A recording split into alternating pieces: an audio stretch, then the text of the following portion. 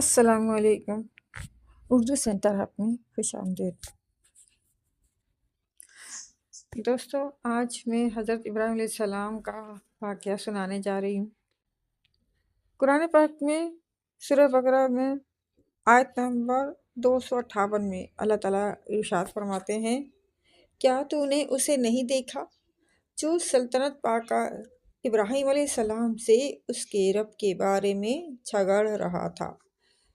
جب ابراہیم علیہ السلام نے کہا، میرا رب تو وہ ہے جو جلاتا ہے اور مارتا ہے، وہ کہنے لگا، میں جلاتا ہوں اور مارتا ہوں۔ ابراہیم علیہ السلام نے کہا، اللہ تعالیٰ سورج کو مشرق کی طرف سے لے آتا ہے، تو اسے مغرب کی جانب سے لے آ۔ تو وہ کافر حیران رہ گیا، اور اللہ تعالیٰ ظالموں کو ہدایت نہیں دیتا۔ اس بادشاہ کا نام نمرود بن کنعان بن کوس تھا۔ اس کا پایہ تخت بابل تھا۔ حضرت مجاہد رحمۃ اللہ علیہ فرماتے ہیں، دنیا کی مشرق و مغرب کی سلطنت رکھنے والے 4 بادشاہ گزرے ہیں، جن میں سے 2 مومن ہیں اور 2 کافر۔ جو 2 مومن میں سے بادشاہ گزرے، ان میں ایک حضرت سلیمان بن داؤد علیہ السلام ہے اور دوسرے حضرت ذوالقرنین۔ کافروں میں نمرود اور بخت نصر بادشاہ ہوئے۔ فرمان ہوتا ہے کہ اے نبی صلی اللہ علیہ وآلہ وسلم، تم نے اسے نہیں دیکھا جو ابراہیم علیہ السلام سے وجود باری تعالیٰ میں مباحثہ کرنے لگا۔ یہ شخص خود اللہ ہونے کا مدعی تھا، جیسے کہ اس کے بعد فرعون نے بھی اپنے والوں میں دعویٰ کیا تھا کہ میں اپنے سوا کسی کو تمہارا اللہ نہیں جانتا، کیونکہ ایک مدت اور عرصے سے یہ بادشاہ چلا آتا تھا، اس لیے دماغ میں رعونت آ گئی تھی۔ سرکشی اور تکبر، نخوت اور غرور طبیعت میں سما گیا تھا۔ بعض لوگ کہتے ہیں کہ 400 سال تک حکومت کرتا رہا تھا۔ حضرت ابراہیم علیہ السلام سے اس وجود باری تعالیٰ پر دلیل مانگی تو آپ نے نیست سے ہست اور ہست سے نیست کرنے کی دلیل دی، جو ایک مثل آفتاب روشن دلیل تھی۔ نمرود نے جواباً کہا، یہ تو میں کرتا ہوں۔ یہ کہہ کر وہ 2 شخصوں کو بلاتا ہے، اور جو ایک واجب القتل تھے، ایک کو قتل کر دیا اور دوسرے کو رہا کر دیا۔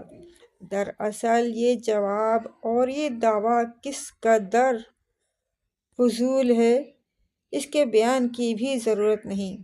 حضرت ابراہیم علیہ السلام نے صفات باری تعالیٰ میں سے ایک صفت پیدا کرنا اور پھر نیست کر دینا بیان کی تھی۔ اس نے نہ تو انہیں پیدا کیا، نہ ان کی یا اپنی موت و حیات پر اسے کوئی قدرت، لیکن اپنی علمیت جتانے کے لیے باوجود اپنی غلطی اور مباحثے کے اصول سے فراری کو جانتے ہوئے صرف ایک بات بنا لی۔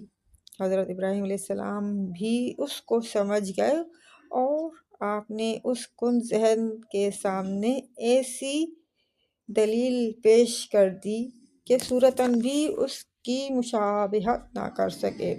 چنانچہ فرمایا کہ جب تو پیدائش اور موت تک کا اختیار رکھتا ہے، تو مخلوق پر تیرا تصور پورا ہونا چاہیے۔ میرے اللہ نے تو یہ تصرف کیا ہے کہ سورج کو حکم دے دیا ہے کہ وہ مشرق کی طرف سے نکلا کرے، چنانچہ وہ نکل رہا ہے۔ اب تو اسے حکم دے کہ وہ مغرب کی طرف سے نکلے۔ اس کا کوئی ظاہری ٹوٹا پھوٹا جواب بھی اس سے نہ بن پڑا اور بے زبان ہو گیا، اور اللہ تعالیٰ کی حجت اس پر پوری ہو گئی۔ لیکن چونکہ ہدایت نصیب نہ تھی، راہ یافتہ نہ ہو سکا۔ ایسے بدمزہ لوگوں کو اللہ تعالیٰ کوئی دلیل سمجھاتا نہیں، اور وہ حق کے مقابلے میں بغلے جھانکتے ہی نظر آتے ہیں۔ ان پر اللہ کا غضب اور غصہ ہوا اور اس کی ناراضگی ہوتی ہے، چونکہ جو بنانے بگاڑنے پر نہ صرف قادر ہو بلکہ بناؤ بگاڑ کا بھی خالق ہو۔ اس کی ملکیت پوری طرح اسی کے قبضے میں ہونی چاہیے۔ اب جس طرح موت و حیات کے احکام اس کے جاری ہو جاتے ہیں، اسی طرح دوسرے احکام بھی جاری ہو جائیں۔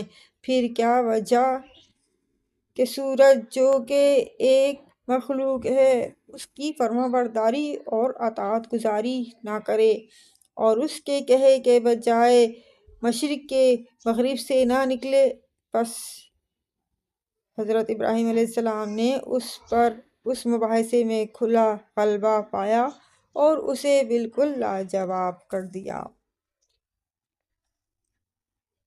زید بن اسلم کا قول ہے کہ قحط سالی تھی، لوگ نمرود کے پاس جاتے تھے اور غلہ لے آتے تھے۔ حضرت خلیل اللہ علیہ السلام بھی گئے، وہاں یہ مناظرہ ہو گیا۔ بدبخت نے آپ کو غلہ نہ دیا، آپ خالی ہاتھ واپس آئے۔